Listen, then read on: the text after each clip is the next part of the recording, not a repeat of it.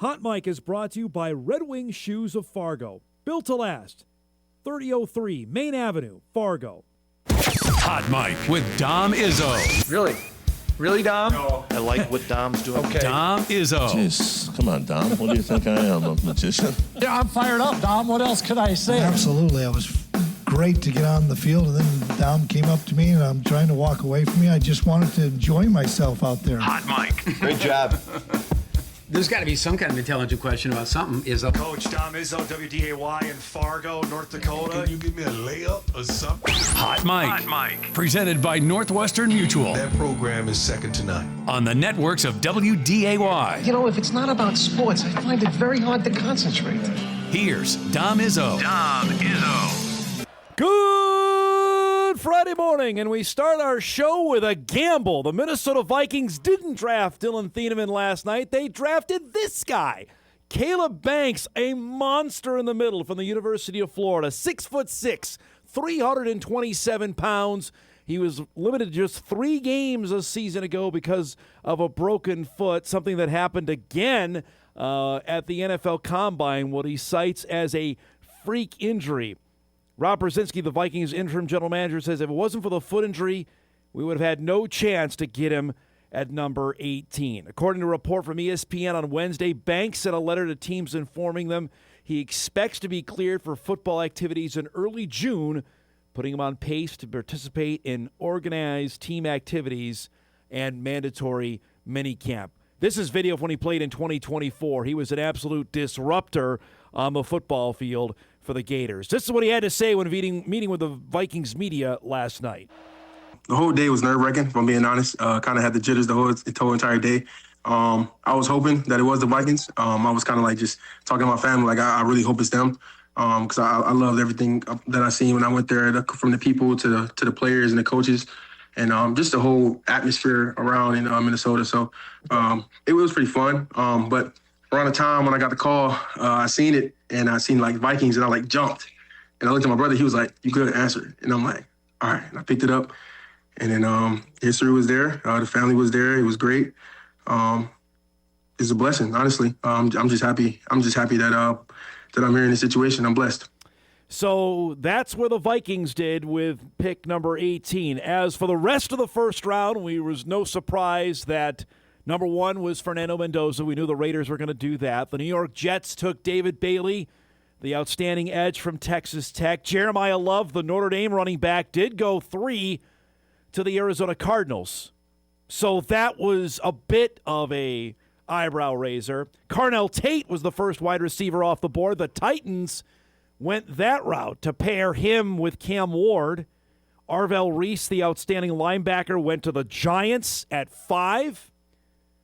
Mansour Delane then went to the Chiefs. Kansas City traded up to get to the 6th spot. Sonny Styles fell all the way to number 7 with the Commanders. Spencer Fano, the outstanding tackle, was the first offensive lineman selected. He went number 9 to the Browns.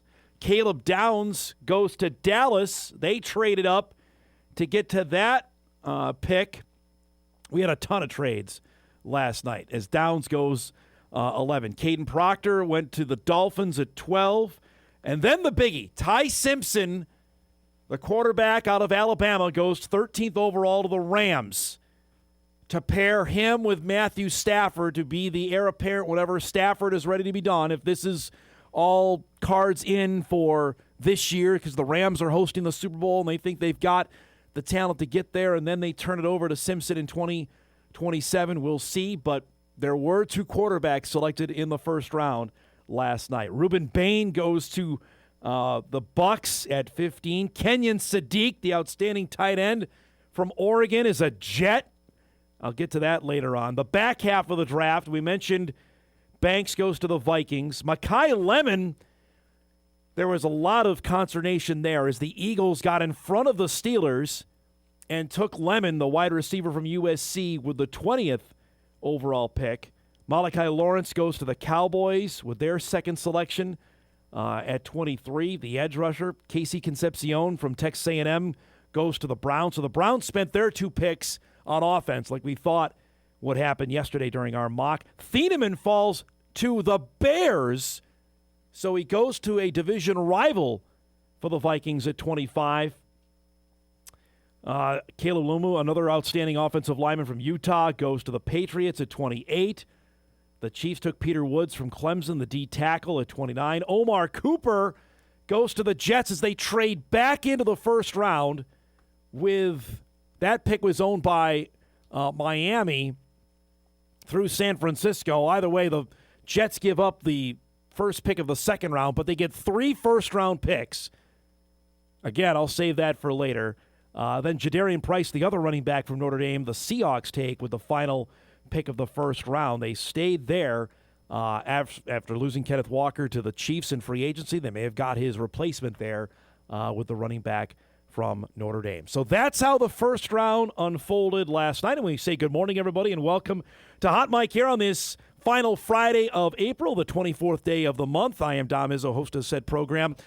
It was a eventful draft in the amount of trades we had last night. I think we forecasted that when we were talking about it yesterday and leading up to the draft, that there was going to be movement. There certainly was that record amount of trades. We saw 2 quarterbacks come off the board, more than a handful of wide receivers. We anticipated 6 to 7. We were in that ballpark last night, and we'll see what happens now with the second round starting at 6 o'clock tonight. Second round and third round go tonight. We anticipate Bryce Lance's name to come off the board sometime tonight. Back to the Vikes quick before we move on with the show here. This is there's definitely a gamble, and it doesn't have anything to do, I think, with Banks' playing ability. It has everything with his ability to stay healthy. He called it, as I mentioned earlier, a freak accident that happened the night before the Combine, where, I'll read it again. This is from the Star Tribune this morning of what he said during his media availability last night. Banks told local Twin Cities media Thursday night via Zoom he had a freak accident while practicing in skill cleats the night before his workout, which happens at the hotel. We saw Bryce Lance doing that when he was in Indianapolis back in February. While practicing in skill cleats the night before his workout when the foot, quote-unquote, popped on him. Banks initially thought it was a muscle problem, and he went through some drills the following day before benching himself.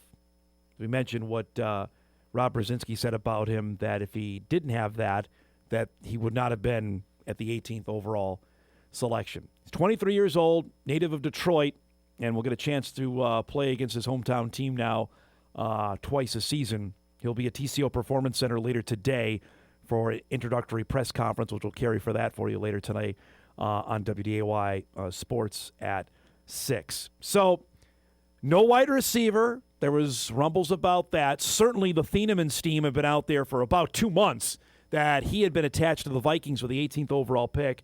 But the Vikes throw a curveball, and they go the defensive tackle route. And I've heard this plenty this morning, so this is not an original take, that for Viking fans hoping that this is more Kevin Williams and not Sharif Floyd. Sharif Floyd also was a Florida Gator when the Vikings drafted him, and he had knee issues that eventually ended up suing the team over. It got ugly at the end there. He couldn't play, could Sharif Floyd. So we'll see if Banks can get out there. Come June, he says he's going to be ready to go. So that's pick number 1 for the Vikings. They'll be back on the board later today. They have the 49th overall selection in the second round. After the trades yesterday, the 49ers are now on the clock, then the Cardinals, Bills, Raiders, and Giants at the first 5 picks of the second round. I will say this. NFL media reported last night that the whole first round took 2 hours and 53 minutes, which was a vast improvement from prior years. A couple years ago, it was like 3 hours and 46 minutes, even when we had 10 minutes between picks. This year, we're down to 8 minutes between picks. That certainly seemed to have helped to speed things up. So I would imagine they'll carry that forward going ahead. Now, to the other things that were happening last night. If you weren't fixated on that, you were watching the Timberwolves play last night, because right after the Vikes picked, the Wolves were tipping off against the Denver Nuggets in Game 3. Little backstory before the game started. Aaron Gordon not available for Denver. Their great forward who can shoot the ball out with a calf injury. We knew all the talk surrounding Jaden McDaniels after Game 2 saying the Nuggets can't play any defense. McDaniels came out a man possessed last night. Little give and go here after he forces the turnover. Gives the Wolves an early lead. Anthony Edwards was more the facilitator last night because it was McDaniels who was the finisher. And how many times we said this? If he goes, the Wolves are going to win. And he went last night. They were up 14. Denver had 11 first-quarter points. 11. Ant hits a corner three there. Puts Minnesota up by 14. 5.5 to go in the first half. Edwards drills another three. Puts Minnesota up by 16. Here, Jokic turned the ball over to Dante. Ayo Dosunmu in traffic finishes. Wolves get up by as many as 20. They are blowing Denver out of the building. McDaniels comes back with the swat. In transition, why not give it back to him? He owns the floor right now. Finishes. It's a 22-point Minnesota lead. I'm sitting there watching this on my couch. Like, is this actually happening? That's the best sign, by the way, in the arena. Late first half. The lead is at 20. Julius Randle leans in and finishes. It's a 22-point Minnesota lead at the break. Jokic was completely frustrated. Gobert has been amazing in this series. The block, Randle with the finish. Watch again. Rudy, they were chanting his name at the end of the game last night. The lead 22. Nas the alley-oop. Gobert the flush. It's a 22-point Minnesota lead. Here, Edwards gets tangled up. He left the game, did not return. Of course, the Wolves are up 17 at this point. Here is the exclamation point. McDaniels with an absolute poster. Dwayne Wade and Candace Parker couldn't believe it. Wolves fans couldn't believe it. Minnesota dominates in Game 3. Randle gives it to Suma, was fantastic as well with a drive. Again, Denver was completely flustered in this game. Another turnover. If Dante's getting alley-oops, then this game is getting out of hand, which it did. Timberwolves win it 113-96. They go up 2-1 in the best of 7. Jaden McDaniels, 20 points, 10 rebounds.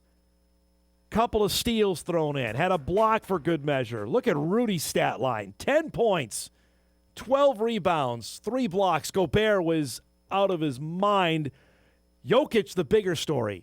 You don't see his stat line there in terms of what he shot. He scored 27, but he took 26 shots. He was 2 of 10 from three-point range. It goes on top of the fact he was 1 of 7 from three-point range in game number 2. Afterwards, all the flowers given to Jaden McDaniels.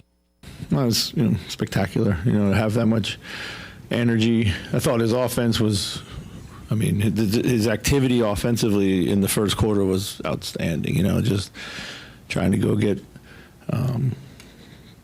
tips, loose balls, offensive rebounds, 50-50 plays, broken plays, all that kind of stuff was really good. Defensively it was outstanding tonight. So, I thought he was inspirational, no doubt. I don't know. It was like just playing Denver really motivates us. That's enough for real. Just playing against them, we don't really care what they say. Just the number and the name across their chest make us play like this. Thanks, Jaden. Yeah.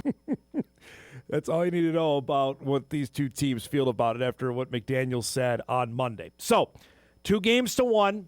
Again, we'll see if Aaron Gordon is able to go because that completely changes Denver. He is such a difference maker as their number 3 with Jokic and Jamal Murray. By the way, Jamal Murray was also invisible because McDaniels was draped all over him. McDaniels and Gobert defensively have been out of this world. Game 4 tomorrow night at Target Center. You'll see it live on WDAY, 7:30.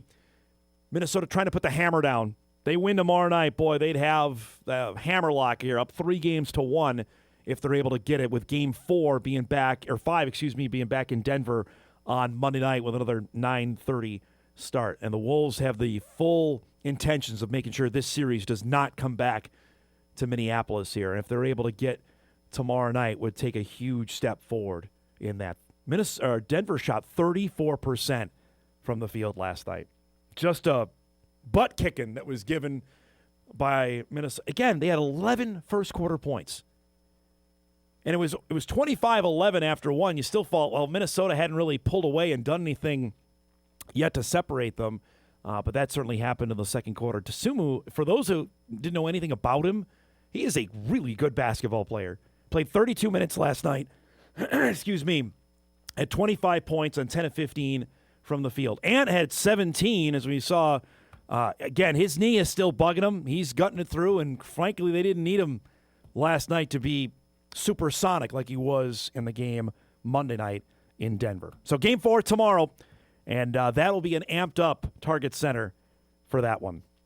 Finally, to wrap up the opening segment of our show on a crazy busy Thursday night, with the Vikes doing what they're doing, the Wolves pick up a huge win. The Twins were trying to win a series in New York City. They had their ace going last night in Joe Ryan as they wrapped up their 3-game set with the Mets.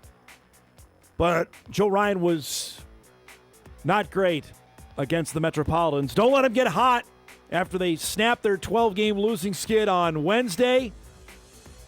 Last night, they started Christian Scott, who hasn't pitched in a year and a half after Tommy John surgery. He walks in a run to start things as Austin Martin draws a base on balls with the bases loaded. Bottom of the first, Brett Beatty to the upper tank. That's a 3-run home run off Ryan, and it's 3-1. Metropolitans doing anything they can to celebrate. Same score here. Bo Bichette strikes out. Jeffers, that's a pass ball. That's going to allow Marcus Semien to score, and it's 4-1 New York. Francisco Alvarez up at the plate with the bases loaded here. That's going to be a sac fly. That will score Carson Benz, the rookie, and it's 5-1 Mets. Luis Robert, remember him? Former White Sox great, laces one to left. That's an RBI double. Bo Bichette comes in. Again, this is all on Joe Ryan. And it's 6-1 Mets after 2. 6-2 score in the fourth. Benj, who hit a home run on opening day, have been quiet since. Homer's here to right. That makes it a 7-2 Mets lead. Saw the score, I'm like, all right, I think we're going to win this one. Stood and overlooked the power of Tristan Gray. He gets into one. That makes it 7-3 New York in the sixth.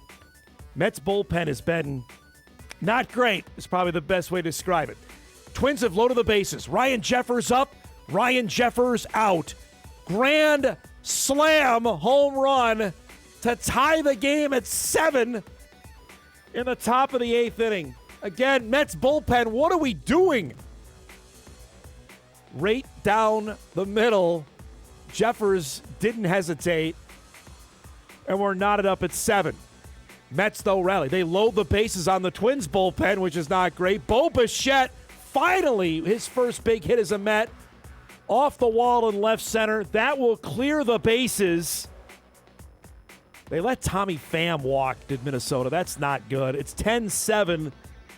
Mets going to the top of the 9th inning. Devin Williams got the final couple outs. Don't even get me started. We'll ask Cory Provus about the cluster, what that happened at the top of the 9th. But the Mets take the series from Minnesota. 10-8, the final. Joe Ryan, rough day. 5 innings, 7 hits, 4 runs, or 4 earned runs. He gave up 7. 4 of them were earned. The pass ball killed him on that and allowed the 2 home runs. His ERA nearly 4 after that.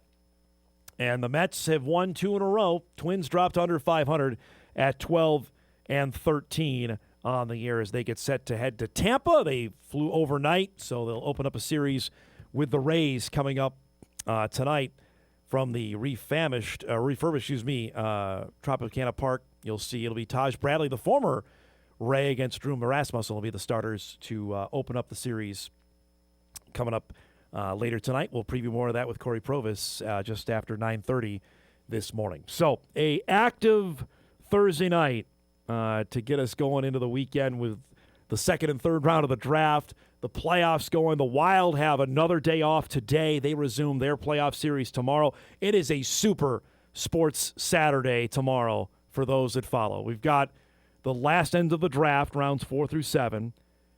The Wild in a must-win tomorrow night at home, down 2-1. Then the Wolves later tomorrow in, I won't say a must-win, but boy, it'd be a nice-to-win game against Denver, trying to go up 3-1. Yeah, it's going to be an okay sports Saturday tomorrow. We got a lot to get to here on this Friday morning. Our guest lineup is brought to us by Northwestern Mutual. As I mentioned, our guy Cory Provus will join us at 9:30. We'll try not to make things too difficult for him after an overnight flight from New York City to Tampa. He'll join us at 9:35, chat about the Twins week, and looking forward to what they have on deck this weekend against Tampa. At 10 o'clock, you'll meet two of the Bison defensive ends who are hoping for big years this year. Victor Isele and Anthony Okes will join us at 10 o'clock. Today is the final Bison spring practice. You'll see it live here on WDAY Extra beginning at 6:30 tonight. Those two guys will be ones to keep an eye out on the field tonight. And then at 10:35, we haven't had him on in a couple months. We'll bring my dad back on with his thoughts from round 1 of the NFL draft. He can certainly brag about the fact that the Yanks are rolling and the Mets are not. I'm sure we'll hear that. And we'll get anything else that we try to get into our segment at 10:35. So it'll be a fun way to end what has been a hectic week here on the show. So we'll do that to wrap things up. That and a heck of a lot more here over the next hour and 40 minutes or so.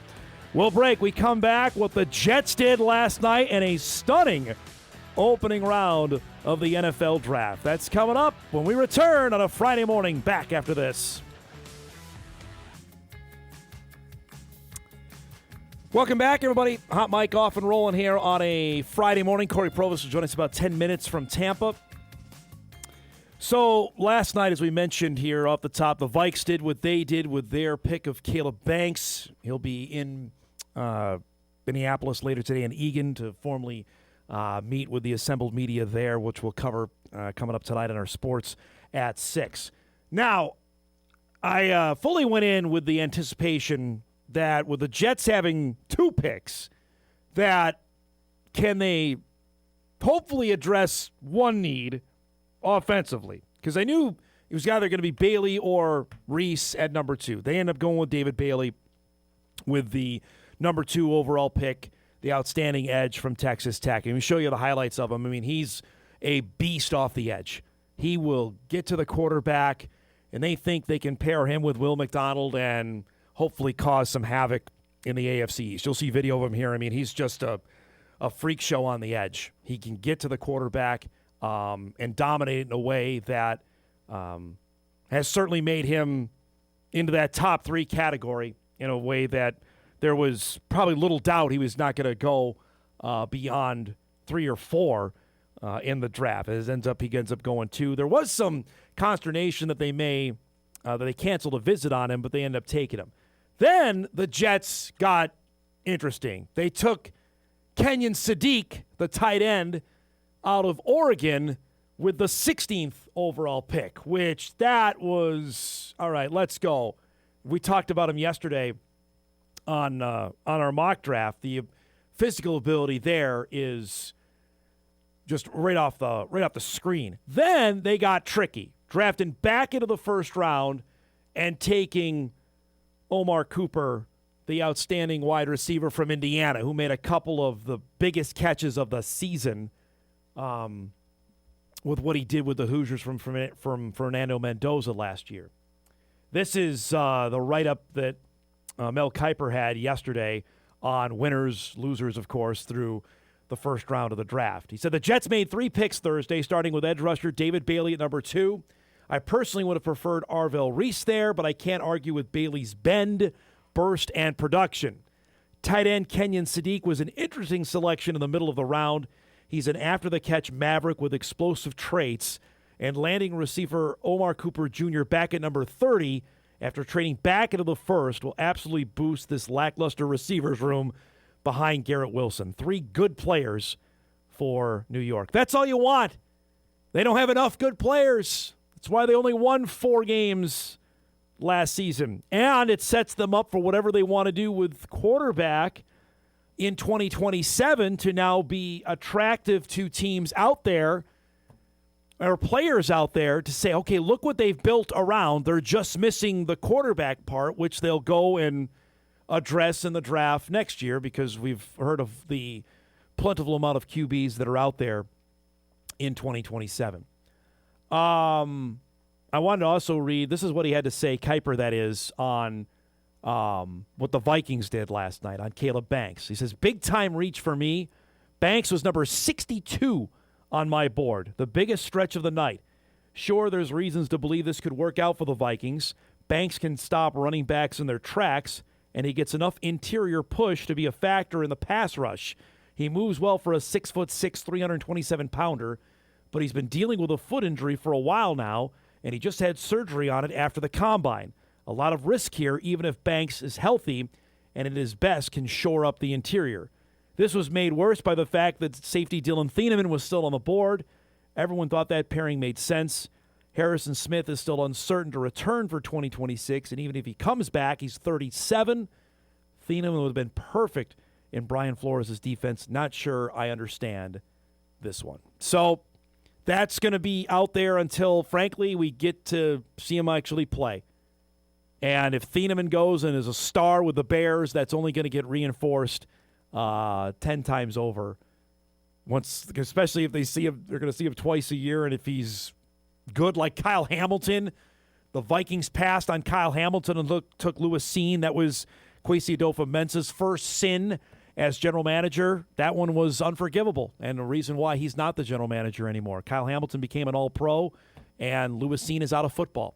Granted, I know he broke his leg his rookie year, but I think it was early on they identified that Cine was going to be a work in progress. Now, I think, again, the talent is there with Banks. It's can he stay on the field? Can he be healthy to play and help you in the middle?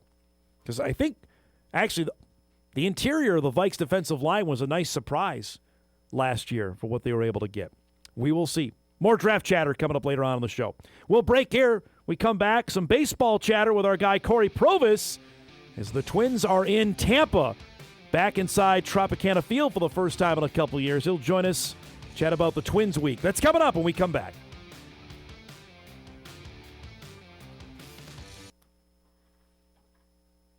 Deep to left center field. Back it goes and gone. The 0-2 pitch. Hey, struck him out swinging at 101. Swinging a drive. Left field and deep. Back it goes and gone. And the Twins walk it off again.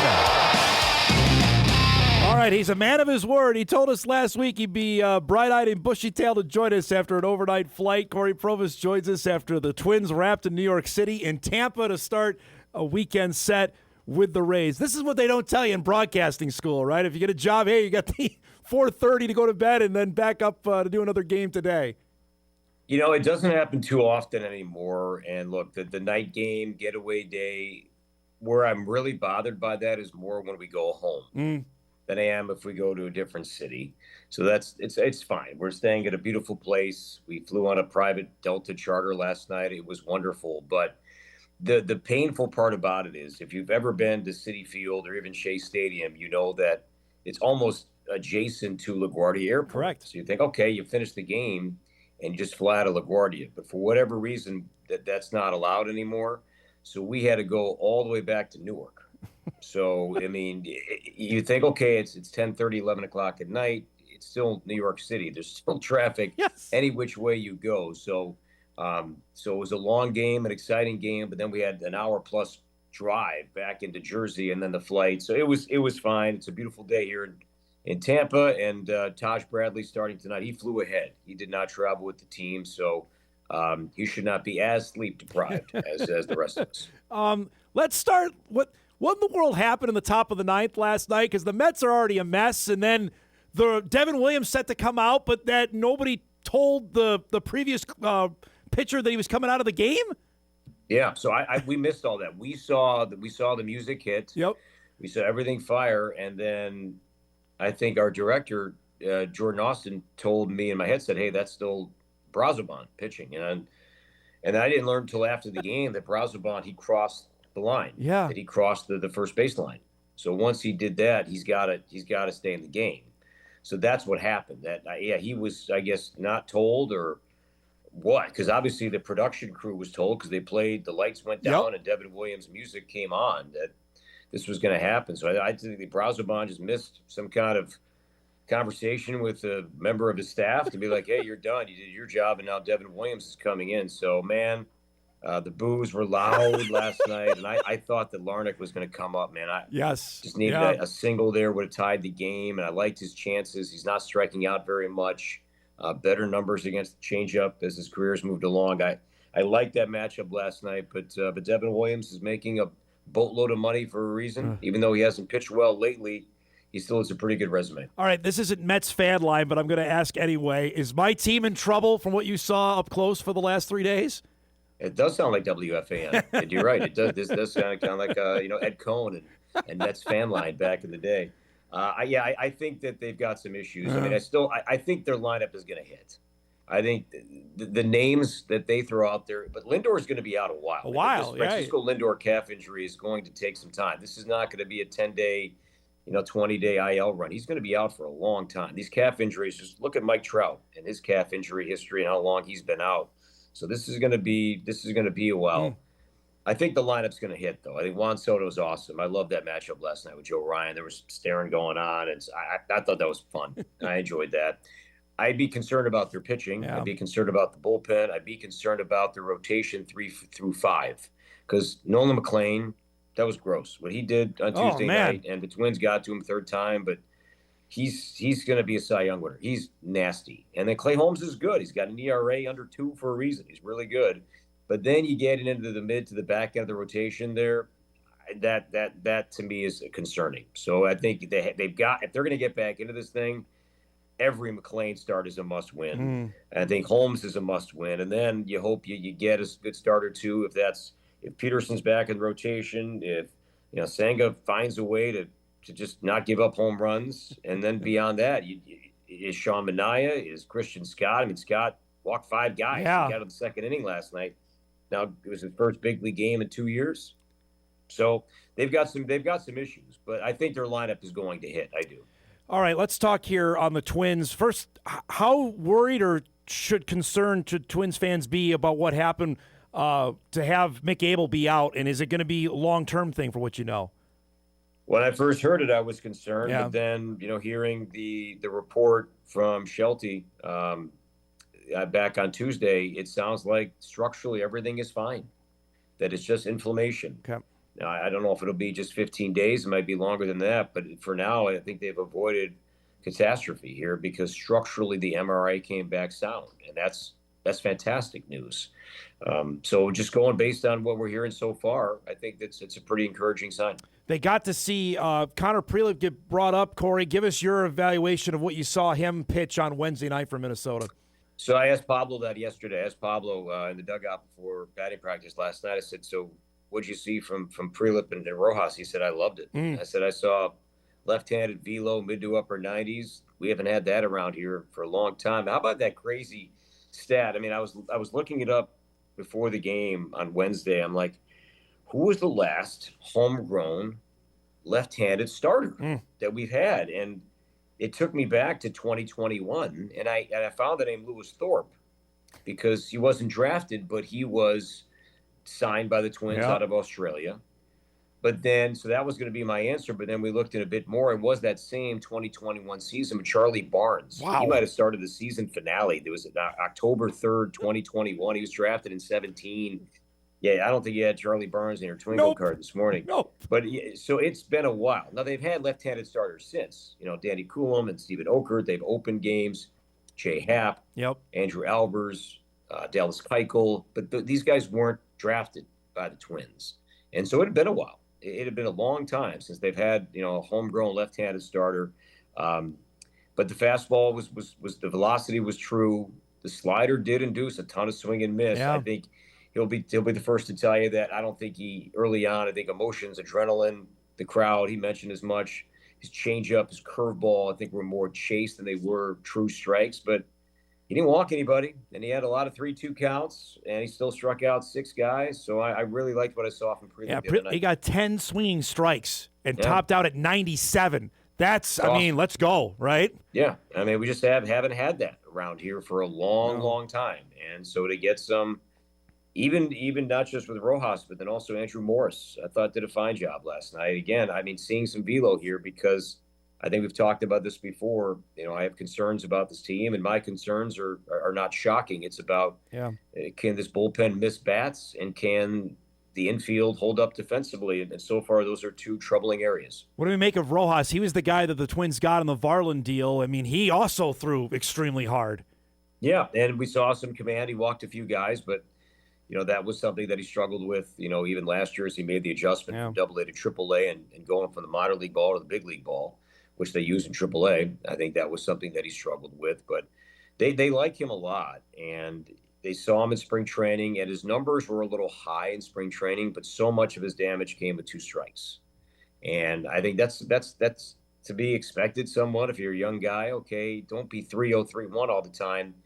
But what happens when you're 0-2, 1-2, even 2-2? What's your put-away pitch? What do you have? And I think that stuff can be taught over time. And I don't think he's going to be on the team tonight. Okay. I think Cody Funderburg is expected back tonight, and I think Rojas will go back down. But I think just to give him a taste, get him a game, and now take what you learned. And, you know, with LaTroy Hawkins, you know, in your corner, I mean, that's what you want. I mean, how lucky these guys are to come up from the minor leagues to have a guy like Hawk to lean on and ask questions and learn from. It's a great piece to have. And I joke that, you know, if he ever gets thrown out of a game as a bullpen coach, which I don't think's ever happened in baseball history, that by contract he has to come up and finish the game in the booth. But he's just a great guy, and I think he's a phenomenal person, and we're lucky to have him just back on staff. But more than me, and I think everybody, but just those guys in the bullpen, what they can learn from is just that's grad school right there. You answered the question on Rojas. Does Prelip get a chance to stick around? Or do you think he goes back to St. Paul? No, I think he sticks around. Okay. There's no off day here. I mean, there's no off day here for a while. So it's not like they can give everybody an extra day here and there. I think he stays. Okay. I think he's in the rotation right now. Now, because of his injury history, and he was healthy last year, but he only threw 80 some odd innings last year, he's going to have short starts. And I think some of that's going to be whether he's effective or not. I don't think he's going to be a guy that I think he finished down, correct me if I'm wrong, with 80 some odd pitches on Wednesday night. That's the most he's thrown in a game this year. So they're going to be very careful with his innings and very careful with his pitch count. I don't see him being a guy right now throwing 100, 105 pitches in a game anytime soon. Real quick before we break here, going back to last weekend I thought starting pitching was great against the Reds, but the bullpen was the deal. How did you evaluate what you saw last weekend with Cincinnati at Target Field? Yeah, it's just what we've talked about. It's just the walks. It's just the walk rate, and it came back and hurt the Twins last night. It hurt the Twins, with Taylor Rogers on Wednesday. It's got to come down. Yeah. It just has to come down, and they know it. It's not a secret. But I think going into the game last night, the Twins were bottom 10 in walk rate just from their bullpen alone. And what is especially troubling, if you really isolated, this is just the eye test here, that lefty on left, I think the walk rate is even higher whether it's been Funderburk or Banda or Rogers. Seeing that lefty left walk rate, it has to be among the higher lefty left bullpen setups of any team going right now. So that's a red flag that I have right there that I'm sure that Hawk is aware of and the pitching team is aware of, and they're going to try and fix here soon.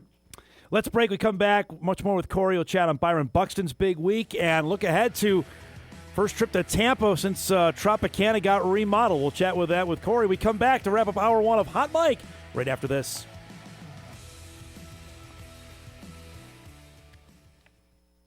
All right, welcome back, everybody. Wrapping up our first hour back with Cory Provus, joining us in Tampa, St. Petersburg, that vicinity as the Twins and Rays go at it tonight at 6 o'clock. Let's chat a little here on Byron Buxton's week. Just a couple of big home runs against the Mets, had a great diving catch, par for the course. How we evaluate how Buxton has played here so far in the first 4 weeks of the year? Yeah, this was the whole show here this week, and that's why he's one of the best players in the game and the most exciting players in the game when he's healthy, because he's the 5-tool player. I mean, he really, really is. And Yeah, when he goes on these runs, you want to sit back and just enjoy the show here. I mean, yeah, the power is impressive. The catch he made the other night, that was a great play, and he was down there for a moment. And then Shelty said post game that he got the wind knocked out of him. And I asked Denard about that, walking out to the bus after the game, and he said, "Yeah." I said that happens. You dive, and then whether it's the ball, the glove, even your belt buckle, all that force, all that speed, and you're diving head first, you hit the ground. Yeah, it can take you a second to find your bearings. So he's. What's pretty neat is that Paul Molitor is on this trip. He's doing radio with Chris, and every time that Byron walks by Molly, he calls him Skip. Calls him Skip. Yeah. He was his first manager, Yeah. right? He was his first manager, and Molly knew him before that too. Just kind of going back to when Molly would be a roving kind of coordinator and go visit the minor leagues. He was around Byron Buxton for a long time as a young player, and then as a big league player. And so hearing him say Skip. Yeah. I kind of get a smile every time I see that. And I've noticed that more on this road trip so far. So it's Taj Bradley, as you mentioned, former Ray, going tonight, Bailey Ober tomorrow, Simeon Woods Richardson on Sunday. We've seen Tampa. Are they still what we saw? Granted, it was so early in the season, Corey. How have the Rays progressed over the last couple of weeks? Their rotation is much better than their bullpen. Their bullpen ERA is among the higher, bullpen ERAs going in the game right now. But Junior Camanero's hitting. He's hitting bombs. He's hitting a ton of home runs. Only a matter of time. Yep. And the weather was so bad at Tropicana Field that we barely saw any faces. It was hard to make out who Yanni Diaz was or Jonathan Aranda because they all had balaclavas on and masks and everything. You just couldn't see their faces. They're not a big home run hitting team, but they're a good offense. Outside of Caminero, they're not hitting a bunch of home runs. Tough teams strike out too. I mean, Yanni Diaz is just a tough out. And for Taj here tonight, I'm curious about the emotions here. First time he didn't see the Rays during that first series at Target Field. He'll get to go up against some former teammates and friends. And I spoke with Chandler Simpson during that series at Target Field earlier in the month, and Taj is one of his best friends, and these guys grew up together in Georgia, and got a chance to play together in the big leagues, the pro ball. And he said, "Yeah, I hope to face him because some bragging rights will be on the line." So that's going to be a fun matchup here to watch. Is that Taj Simpson matchup here tonight? But Taj, he flew ahead with the team, so he's good to go. And he's got the 6th lowest ERA right now amongst qualified starters. So it's been a great showing here from Taj, and we were all wondering, okay, Pablo's out for the year, who steps up? And Taj and Abel, those two guys were stepping up, and thankfully Taj is healthy. He'll go tonight, and hopefully Mick is back in a couple of weeks. All right, what do we make so far of the division? We were just visiting off air about this. Cleveland's doing what they're doing again. Detroit's starting to hit. The Royals aren't very good. How do you evaluate that? I know it's only April 24th, but we're a month in. How good is the Central in your mind? Yeah, I think there's some mediocrity to it. I think the expectation remains, and I'm still in this camp, that the Tigers are going to pull away just because of who they have going, every 5 days, and he threw yesterday. And Tarek School, he can carry a rotation. He can basically carry a team that if they're stuck in a 3-game losing streak, a 4-game losing streak, he's probably going to end it because he's done it time and time again. That's why he's been, back-to-back Cy Young Award winner. I mean, he's the guy. So yeah, Torkelson, though, up until this latest stretch, he wasn't hitting at all. And then he had the walk-off home run yesterday, and I was listening to the game against Milwaukee on the way to work yesterday, and Jahmai Jones comes in to pinch hit, and it's a pinch hit game-tying home run off Angel Serpa in the 8th inning. So all those moves that AJ was doing during the Tigers Twin Series, those weren't working. Jones was striking out or flying out. It wasn't happening, but he's been hot. And the Tigers, they've got a very high payroll, and they've got over $200 million payroll. They've got really good players, and so I think they're expected to pull away. But that's why if the Twins can just kind of hover around, 500 here for a while, they'll be in a good spot. Because as good as I think the Tigers are, do I think they're going to win this division by 10, 12 games? No, I don't think that's going to happen. So just, the Twins have lost 6 out of 7. Let's not make this into they've lost, 10 of 12. Let's try to get back and, try to get in these rubber games and pull one out. They haven't won a one-run game yet. And I think that's a psychological thing. I think proving that you can win a close ball game, a one-run game, I'm in the belief that does matter. I heard you say that stat the other night, and I was like, wow, that's remarkable so far. But that's up here, right? I just think it's okay. Pressure, Yeah. bullpen, can't walk a guy. Let's not do it tonight, and let's get through it and be like, okay, we did it, and let's move on. But up until the Red Series, Dom, they weren't playing many close games. They were lopsided wins or lopsided losses. There weren't many tightly played games, and now they've been in their last 6 have been all close games with the Reds and the Mets series. It's been compelling. It's been fun to watch. Yeah. It's been back and forth. Yep. But before this latest week, we didn't see any of that. We saw games decided by 4 runs or more. Let me throw this at you before we let you go. Who's the most disappointing so far? Boston, the Astros, Mets, Phillies, or the Giants? Who's most disappointing so far? I would say Boston. Okay. And I say that because I saw them in spring training, and I'm like, this is a lineup. This is a team. Now Sonny Gray just got hurt. But Garrett Crochet is what's going on here? Not good. Garrett Crochet. Yep. That to me is stunning. Because if not for Tarek Skubal, I thought, okay, this is a guy who's going to probably win the Cy Young. I mean, he's a number one. He's built like a horse. He's huge. He throws hard, and they're not winning his games, and he's not helping them out either. But yet they're not hitting. And I think Roman Anthony just got hurt as well. So it's a puzzling time in Boston because they trade Rafael Devers, fine, but then you're putting everything. Okay, Alex Bregman's going to be our guy, and they don't keep him. No, I don't know how that happened. I mean, don't let him opt out.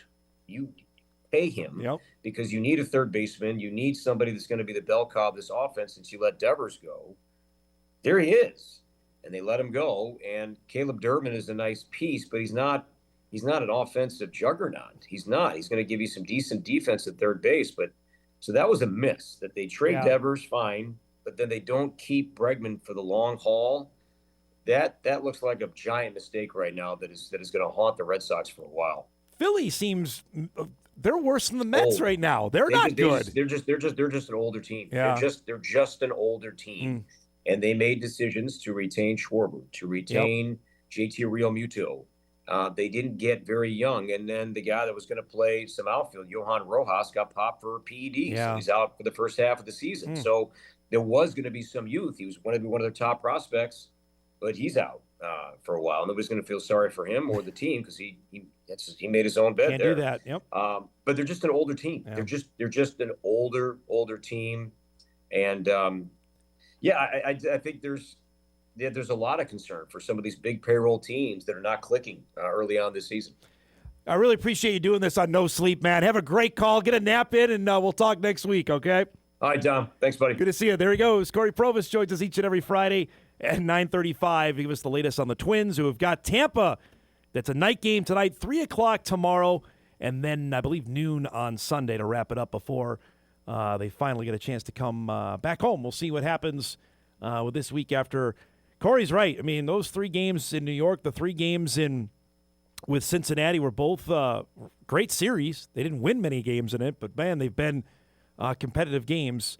They're back home Monday for the Mariners for 3, and the Blue Jays come to town for 4 next week. We'll break. We come back. We'll start our second hour. We'll get you ready for the final practice of spring football for North Dakota State. You'll meet 2 of the guys that they are counting on at defensive end. That's coming up. We start hour 2 on this Friday morning. We're back after this.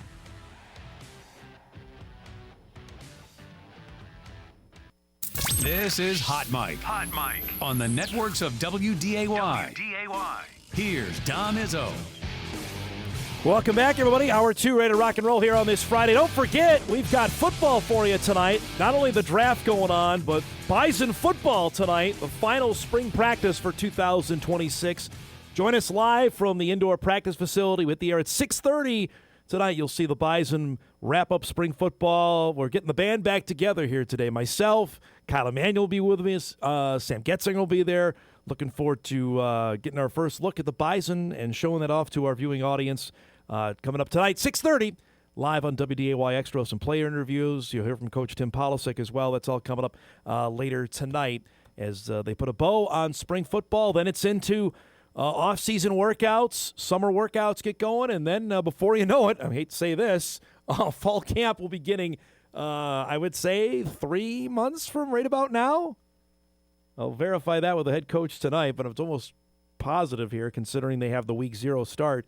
They'll be going pretty much 3 months from today. So, and it's going to be quite the run-up, obviously, and we'll hit that hot and heavy as we have since the announcement came in February about the move up to the Mountain West. With tonight, it's there's going to be a few players you're not going to see. Donovan Woolen's not going to be out there. He hasn't been practicing. You're going to see a bit of the ones going against the ones. For me, and what I'm hopefully get across on our broadcast tonight to show some of the guys that maybe you're not familiar with yet, the transfers. We've had a few of them on the show. Keith Williams being one of them, the transfer from Cornell at linebacker, the new corners, DJ Davis, EJ Volts, to get introduced to them and what they could potentially bring to this team coming up this year. Nathan Hayes we're going to have on, the new starting quarterback, for a guy that has played a little bit. He's actually had more passes than Cole Payton did at this time coming into Payton's senior year a year ago now. I think Nathan's thrown like 5 to 7 more times than it just feels like that he's played more than Cole did at quarterback. Maybe that's just a me thing heading into the year. So you'll feature him. The running backs, obviously, with DJ Scott now as the number 1 guy. Miles Mitchell, the redshirt freshman at running back. How much more are we going to see of him maybe as the number 2? Wide receiver is really interesting. We know the Bison have went and added 2 players that'll be here this summer. But what about the group that's here now with Mekhi Collins and Jackson Williams, Isaiah St. Romain, Logan Conklin, those guys? What do we see of them for this final practice and heading into fall camp that begins in late July? Defensively will be the strength of the team. I think I'm not going out on a limb and saying that, knowing full well they have to replace 2 starters at linebacker. They have to replace 2 starters at corner. That notwithstanding, at safety they are loaded. You'll watch tonight. Darius Givens will be out there. Taylon Edey, I think, is a rising star. Edey finished last year with 4 straight games with an interception. Was really good on the back end. Will Stiles, another guy coming that's just begging to get on the field. Jalen Archibald's another player you're going to get to know tonight who transferred in, got hampered by injury, played a little bit last year. They expect he's going to play a lot this coming year. And you still have Jalen Crumby, who started games at the safety spot. And then that defensive line. And the interior with Keenan Wilson back, with Logan Larson back, Zach Vanderpool back, Elijah Wayne back. That is a tough group. That middle of the defensive line is really, really good at D-tackle. And then at D-end, obviously Toby Anene's gone. That's difficult loss there. No doubt about it. That he would have been likely, even going into the Mountain West, would have gotten consideration for all-defensive preseason team. I think that's not even out of the realm of possibility suggesting that. But he's gone. Kelt McCaslin is back. McCaslin has had fits and starts throughout his Bison career. Dealt with an injury last year. His stats don't scream like he's been a huge defensive devastator, but he's affected guys. Why Anene had the amount of sacks he did is because they were trying to handle McCaslin on the other end. He's set to maybe break out. Matthew Stenbrotten is set to have a really big year. And I think the 2 guys you're going to hear from next are also in that same boat. Anthony Okes, we had Anthony on in January when we found out he was transferring from Montana Tech to North Dakota State. It was one thing jumping from NAIA to FCS, and you're going to hear in our interview, now he's going from NAIA to FBS football. It's quite the jump there. And the other man is Victor Isele. And Vic is a guy that has bided his time, had 3 sacks last year, and you just saw that, boy, if he continues to develop, he could be a really, really good player at defensive end. He's changed his number from 97 to 0. We asked him about that. You'll hear that. But these are 2 guys that potentially are set to break out for Bison football in 2026. So here's my conversations from spring practice with both Victor Isele and Anthony Okes. We talked last year about getting out, finally getting some reps. Now with the change at DN, you feel like, okay, this is my time to shine? Absolutely. I feel like it's my time to shine. I feel like it's all of our time to shine. It's a bunch of young guys on the team, and I feel like Coach B and all the coaches are preparing us very well to just play our hearts out. Describe how different defensive ends look now with the guys that left and new guys that were brought in to say you're one of the more experienced guys even though you haven't played a ton. I would say everyone's more hungry. Everyone's hungry. not just on the field, but also in the weight room, in the classroom. Everyone's gaining weight, everyone's heavier, everyone's faster, and everyone's just more fluid. What did you have a goals for this spring? Just to be the best player that I can be, honestly, is my only goal. I think that's everyone's goal in the DN room, is just to be the best player that they can be and to continuously improve every single day. Give me some of the traits you've seen out of the defensive ends. The biggest trait I've seen is probably just hungerness and just being humble. Even when you make a huge play, a big play in the film room, most of the guys just kind of keep their head down, just always want more, always wanting more, and just staying more hungry every single day and just always being humble. So number 0, is there a little pressure going on? I mean, now you're single digits. Yes, sir. Yeah, number 0. So I hope that they let me keep it and stuff. But yeah, so yeah, number 0, man. What's the cool factor about that? Is there something to it? I don't know. I think it's just. Honestly, I think it looks cool. That's really it. Honestly, it's nothing special to me. It just looks cool. It's number 0. Yeah, that's it. Really. You did it in high school at all, or no? No, I didn't actually. No, I didn't. Yeah. The opportunity came. Opportunity came. Nobody had it. I was like, man, I love number 0, so I kind of just took it. So. Tell me about the last couple of years. We talked a little bit last year about biding your time. How difficult is that to be patient? Say, my time will come. It's a process that I think they instill in us from day one. Like once you get in here on campus, just having the mindset of that it's going to take time. You're going to learn to grow. But even as you're in that process of just learning and growing, you always have coaches and your teammates by your side 24/7 who are always encouraging you.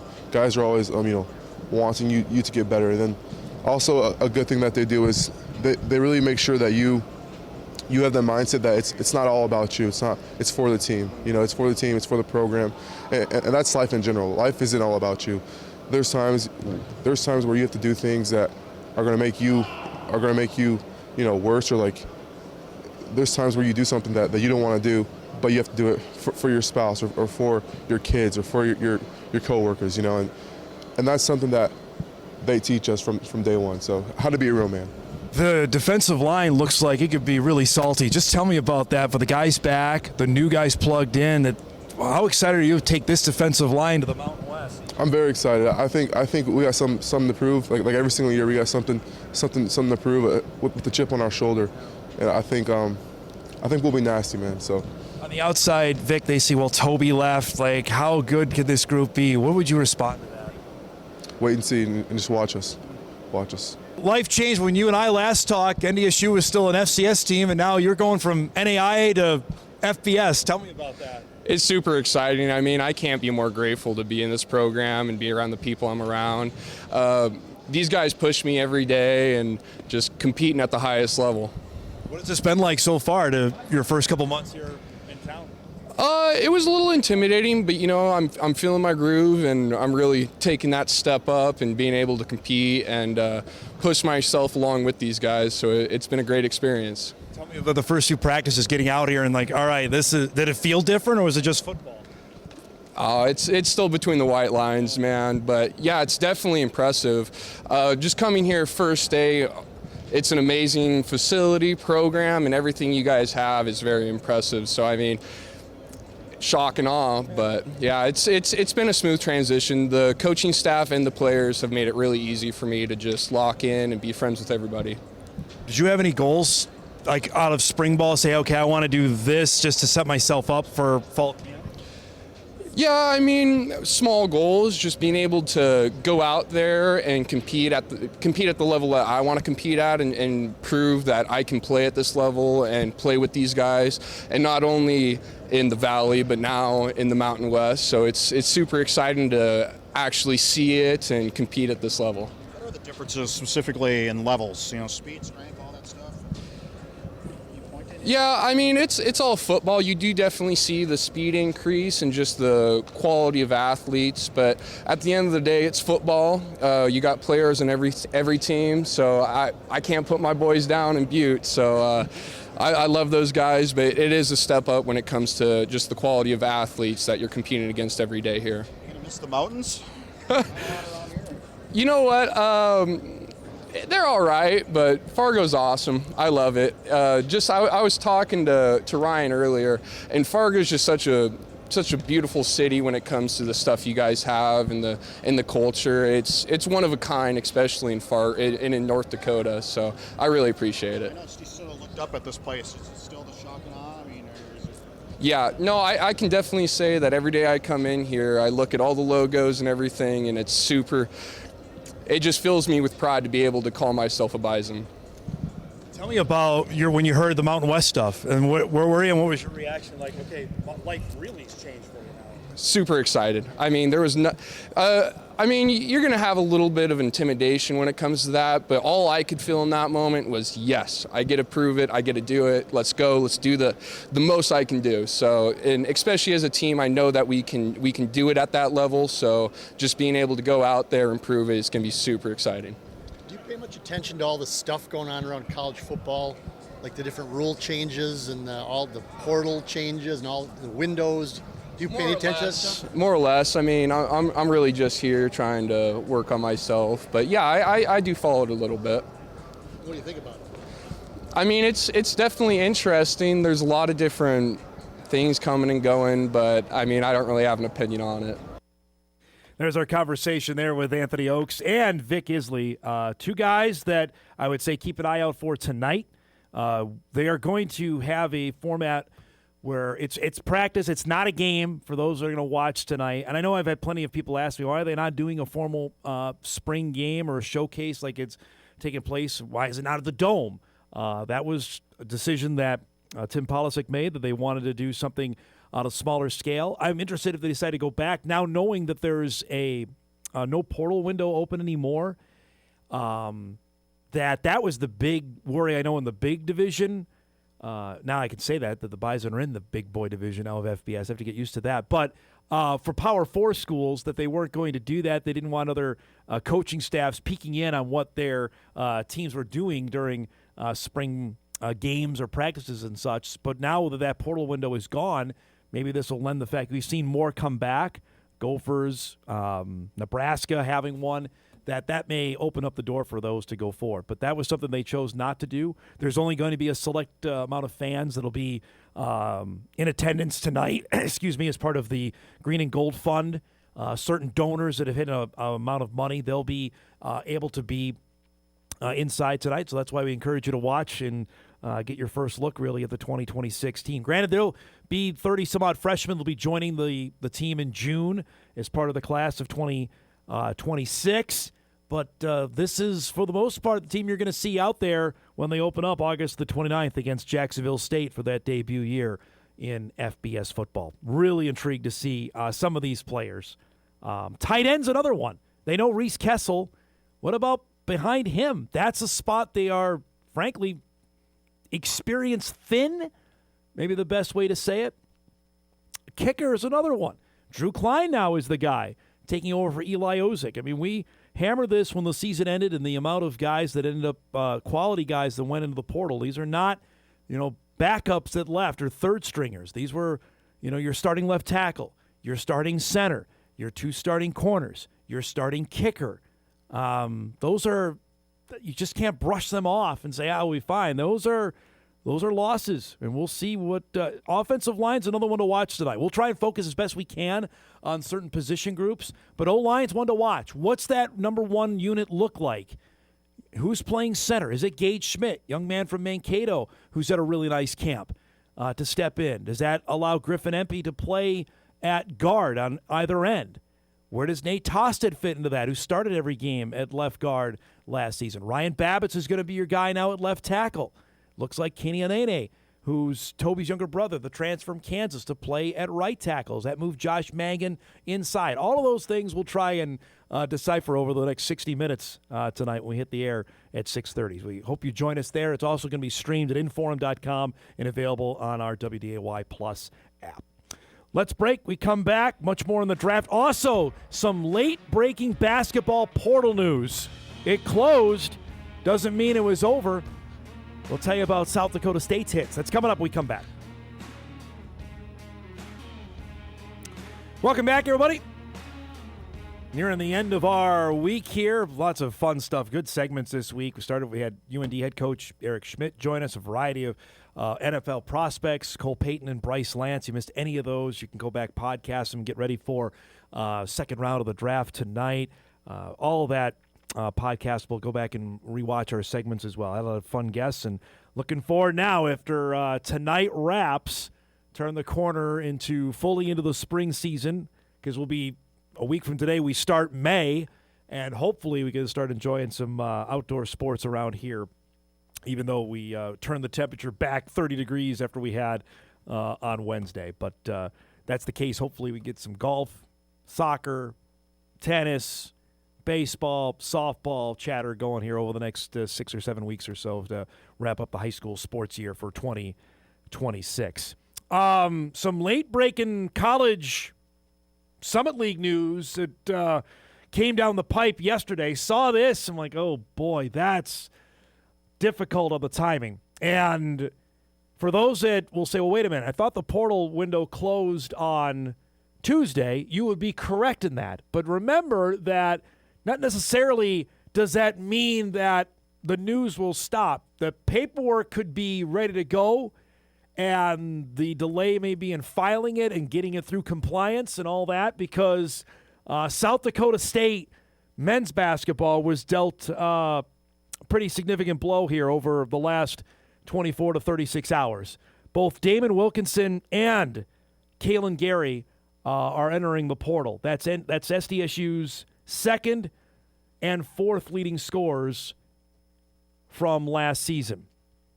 Those guys are former high school teammates out of DeSmet High School in South Dakota. Wilkinson, the big guy there, 6'10", off a really impressive sophomore campaign that there were overtures, I think, throughout the last month that he may be getting, could get seven figures if he decided to enter. I think there's some out there that think, well, maybe Eric Henderson, his old coach at Drake, may be able to get him. We'll see. Gary was a sharpshooter for South Dakota State as well, their fourth leading scorer off last year's team. That provided just that grittiness, that toughness to get to the basket as well, and the ability to make big shots. So now you look at what this does to their roster. I mean, this is a tough deal to have these two portal losses this late. That's really hard for Brian Peterson to potentially overcome. Now, window is closed, but that means the guys that are in there to potentially go and add guys. But that's awfully late in the game to have that. So now I'm looking at their roster for next season. Trey Buchanan will be back. Luke Hartle is gone. He came in. He was transferred in from Winona. He ended up going back to the NSIC. Seiler is still there. Was a good player. Kalen Gary gone. Matthew Moores is out of eligibility. Gone. Bubs Alvarez transferred. He's gone. Jaden Jackson left through the portal, is gone. And now Wilkinson gone. I believe Alex Squires is the other young big guy at 6'10", who's a redshirt freshman. We got to see him a little bit this past season. He's got some game to him from Volga, South Dakota. We'll be back next year. Peterson's been busy adding a couple pieces already. Seen this week in the portal, but it's one thing to lose in March. Like for the Bison, I think, again, all of us went in with clear eyes that we knew that Trayson Anderson would be really hard for him to stick around, that he likely was going to go. Travion Carson, I think, again, we weren't going in with green and gold colored glasses that he was going to stay. But it still stings, but we knew that they were going to go. These, at least on this is a complete outsider perspective. I'm sitting here in Fargo seeing what's going on in Brookings, and just on the basketball side of this, like that's really hard to have to adjust to this late. Because now you're thinking, all right, once the window closed, this is what my team is going to be like. We're going to go and add, and I'm sure David Richmond's thinking the same thing, and Paul Sather's thinking the same thing here in North Dakota. Like, all right, we have to fill these pieces, but we know these are the guys that are coming back.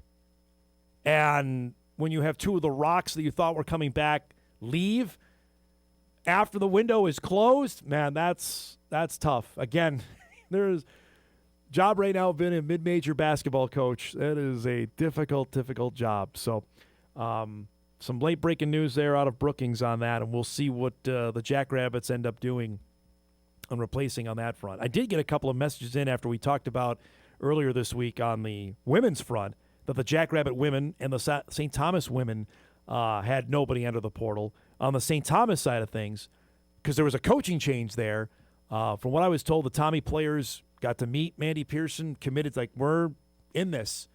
So just know full well the Bison bring back majority of their team. The Jackrabbits bring back their entire team. I'd say St. Thomas, keep an eye, might be ready to take that leap up to, I know they were fourth, I think, last year, ready to make that step to third. Let's see if they're ready to challenge at the higher end of the league. They've got some players, but having that stability back, man, that goes a long, long way in this game. All right, let's break. We come back. We have not seen him on the program in a few months. Dear old dad will join us here, give his thoughts on everything going on in the sports world. I'm sure some non-sporty topics. We'll do that. Final half hour of the week coming up. We come back.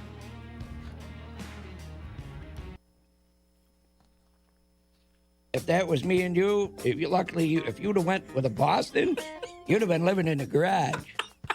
I had a Yankee hat on, of course, which I usually almost always do, but she says to me, if I were you, I'd take that hat off. And I looked at what look at it to begin with. I ain't taking my hat off. I know where I am. Yeah, right. You believe anything that guy says? Because I don't. Said he was going to marry J-Lo, too, remember?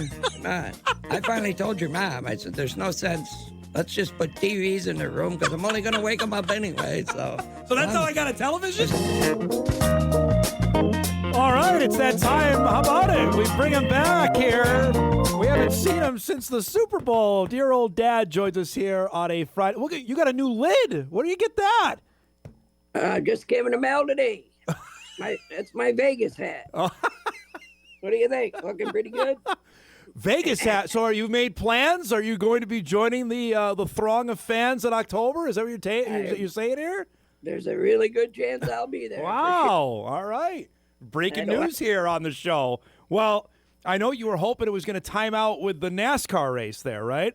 Well, it works out pretty good. The race is the 4th, and I think you said the game is the 10th. Correct. Yep. So I'm going to try and do both. Oh.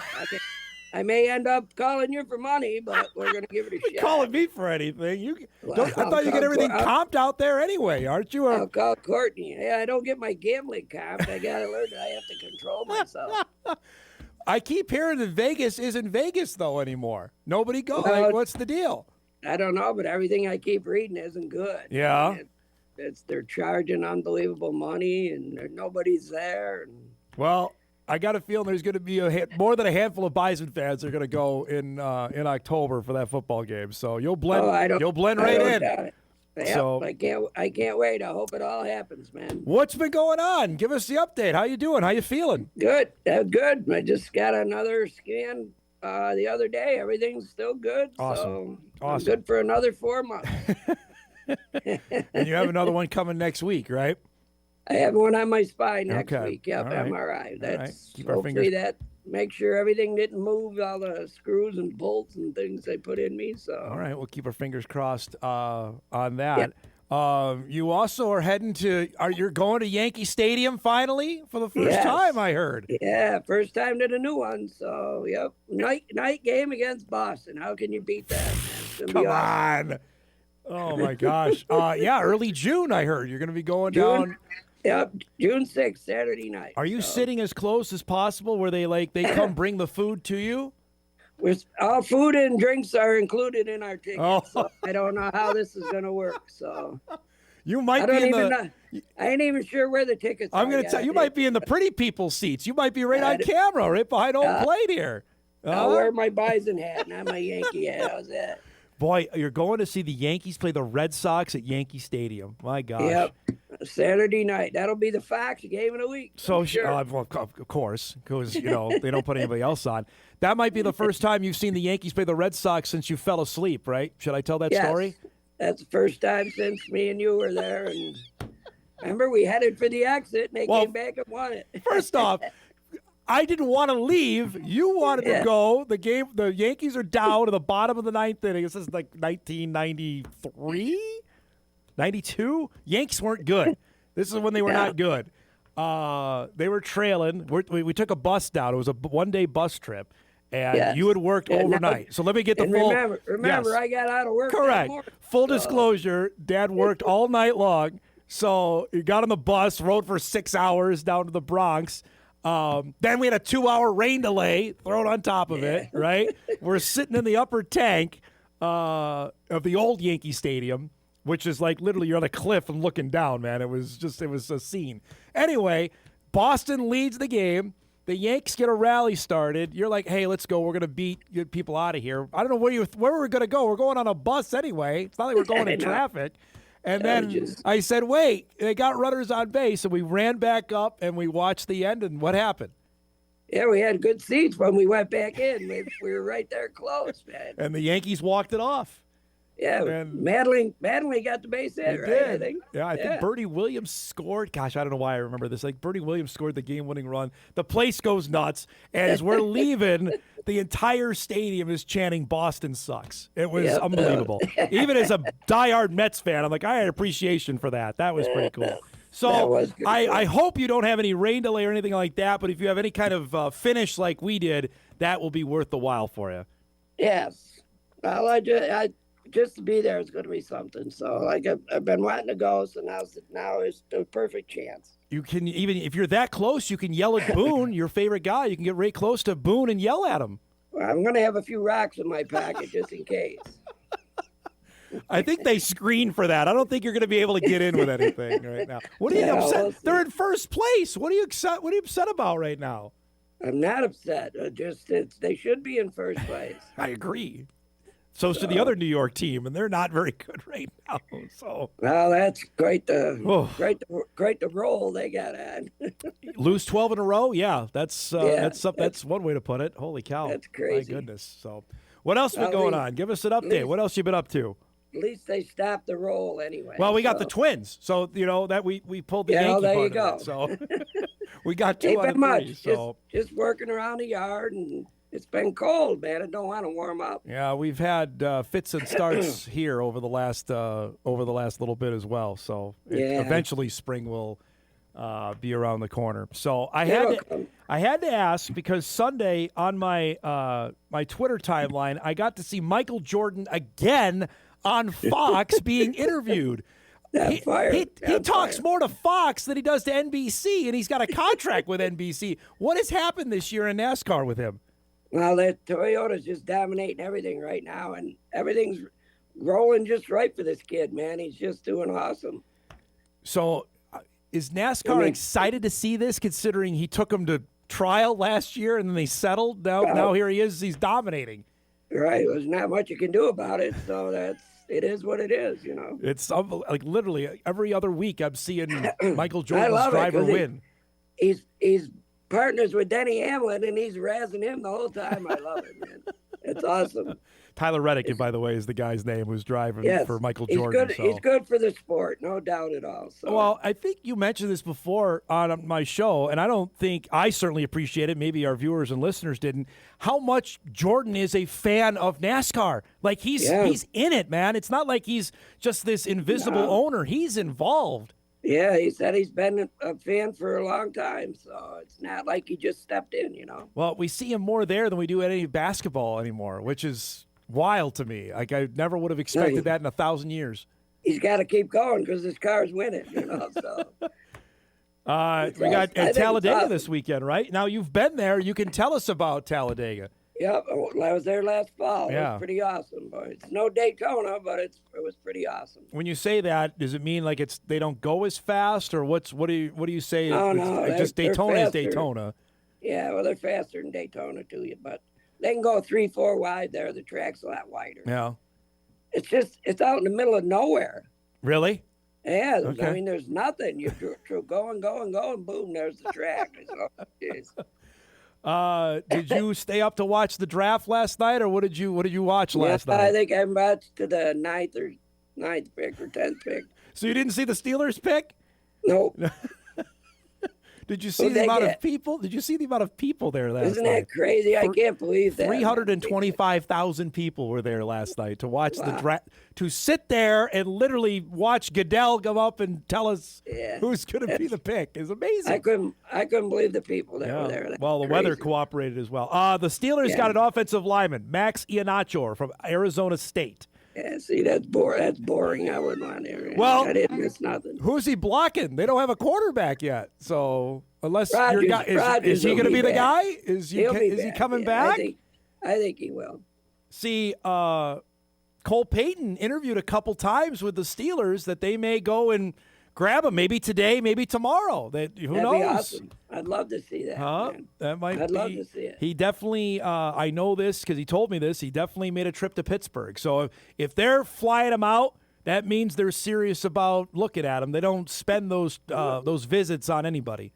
Well, they got to put somebody in there. They need a young kid, But he's a big kid. He'll help them out. We'll see. Maybe tonight. Second round will start at 6:00 tonight. Are you watching? This is the one time a year, I assume. This is when you turn hockey on. Have you started watching the hockey playoffs or not yet? I've been flipping here and there. Yeah, basketball, hockey. I get a little bit of everything. Have you won any money yet? Nope. No luck. What are you been betting on? I dumped the Masters. That really killed me. What happened? What did you do there? There's no way. I think I had the second and third guy. So you're not Rory, because you weren't going to win any money on him. Well, you could have doubled your money, but it wasn't. I didn't think he'd do it again. No, he almost didn't. It got a little dicey down the stretch, but for such a big lead, and he almost blew it. Man, that would have been terrible. That's golf. That's what happens, man. Yeah. That's the pressure of trying to win, especially there on that golf course is just kind of crazy. That last hole when he hit it into the trees, I saw, boy, here we go. So did CBS. They're like, all right, we got more people that could maybe tune in and watch. So Scheffler, he just come out of nowhere, man. He was right he's there. just always there. Literally, like last weekend, he was there again, lost in a playoff. Like he literally, he's what's there. up with this live thing? If they fold, those guys come back or no? They have to be accepted back. PGA would have to put out a rollout for them, like they did with Koepka. He had to go through a whole thing. He had to pay to come back, and I'd imagine they'd want some financial recovery from those guys leaving. Yeah. Oh, no kidding. Yep. Wow. And it is. That's gonna collapse anytime now. So it's just a matter. Yeah, of, it sounds like it's matter not of going to time. make it. But I have an email here, and this is just like on a tee for you. I don't know if I want to do this because my boss is in trouble here. Dom, you asked your dad about Amazon and Netflix getting 5 more NFL games this fall. I don't have Netflix, so no, you haven't caved on that one. All right, no, all right. Because you missed the Yankee opener. The Yankee opener was on Netflix this year. Well, I could get that on the radio. That don't bother me. Well, that's happening. It sounds like Amazon or Netflix is going to get a 5-game additional package for this coming football season. So, there you go. Well, sooner or later, I'm not going to want to miss them. But we'll correct. See that. That's the thing. And that's what they're banking on. The NFL's banking on, I want to see the games. They'll cave right before the season. Well, he's right. Off. They're right. They're so. I mean, I hate missing them. Period. Right. So. That's why it's as successful as it So is. what's that NFL package? That not the TV one, but the app one. The NFL Plus thing. Yeah. Do I get those Don't games? no. The dogs. I'm telling you, that's how it works. So they just want you to spend all your money. Correct. And knowing full well that, by the way, this is ESPN has the Super Bowl this year, so Buck and Aikman will be back to do the game. I see in that. February. So but that'll be on ABC. It will be on ABC as well. Yeah. We're pretty pumped about that. Yeah, we have the Super Bowl this year coming up in February. Which then next year, when they go to 18 games, Daytona is going to have to move. It sounds like because if they move the Super Bowl back, then Daytona's got to have to move, right? Yeah, I don't know what they won't go up against him. No, they can't. That would be no. There's no way you do that. That's just disaster. I mean, We're going to end up Daytona in March. That's my next thing. Like, literally, it could be then you're in March, and then we got basketball happening. But you know what? Football rules on that. Yeah, you get out of the way. You know what? They could go the bye week. Or the in between, you're saying? Week. Yeah. Interesting. That would be moving it ahead then, right? They'd have to move it ahead. Move it ahead?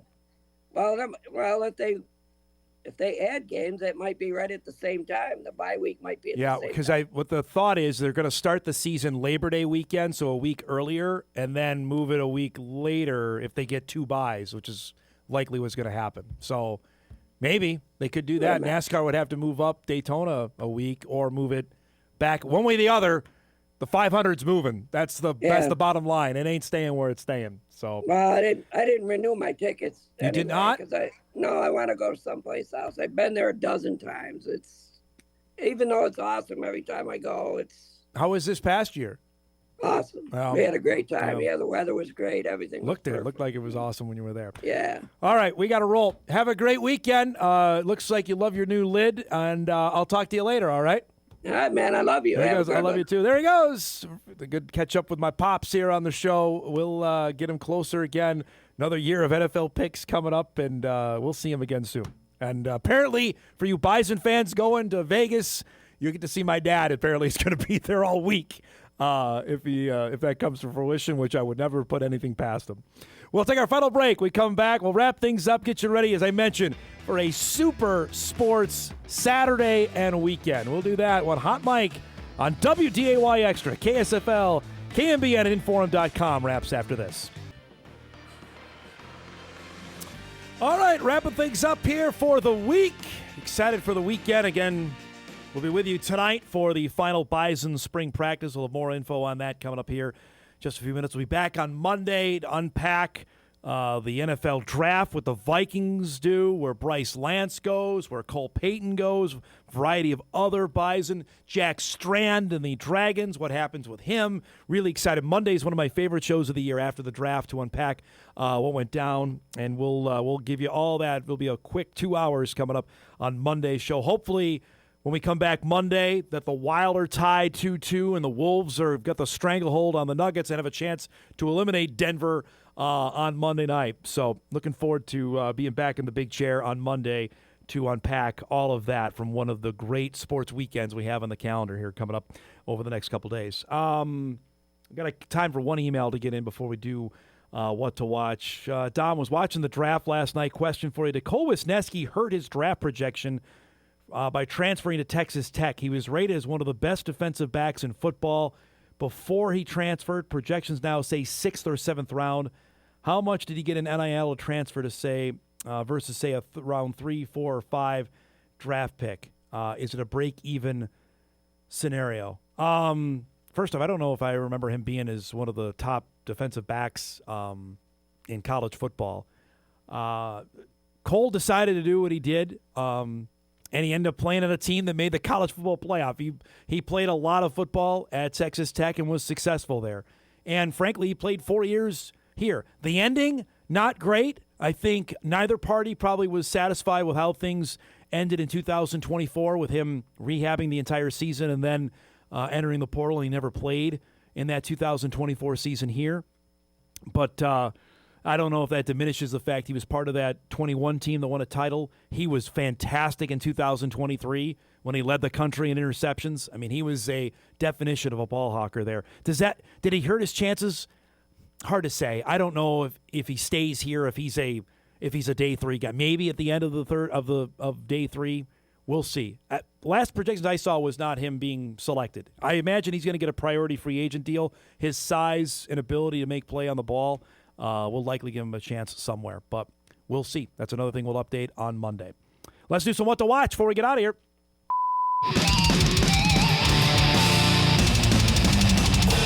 All right, what to watch brought to us by our friends at Northwestern Mutual. Don't forget tonight, the final Bison spring practice coming up 6:30 here on WDAY Extra. Cast of thousands up there to see NDSU back on the field one last time. Also tonight, NFL Draft gets going at 6 o'clock. You'll see it on WDAY. Twins and the Rays coming up, starting that series at 6 o'clock on Twins TV. And the Golden Knights and the Mammoth, that's at a game apiece, 8:30 tonight on TNT. For the rest of the weekend, of course, the draft takes center stage. That's tomorrow on WDAY at 11 a.m. You'll see rounds 4 through 7 there. Nuggets and the Wolves, Game 4. That's on WDAY as well. Tomorrow night at 7:30. Stars in the Wild tomorrow at 4:30 on TBS. We got to roll. Thanks so much for joining us this entire week. If you missed any of the show, you can go back and podcast it. You can also watch full replays on WDAY+. Enjoy the draft this weekend, whatever football you're taking in or sports. We'll be back on Monday to recap it all. Thanks for watching, everybody. Have a great weekend. We'll see you on Monday.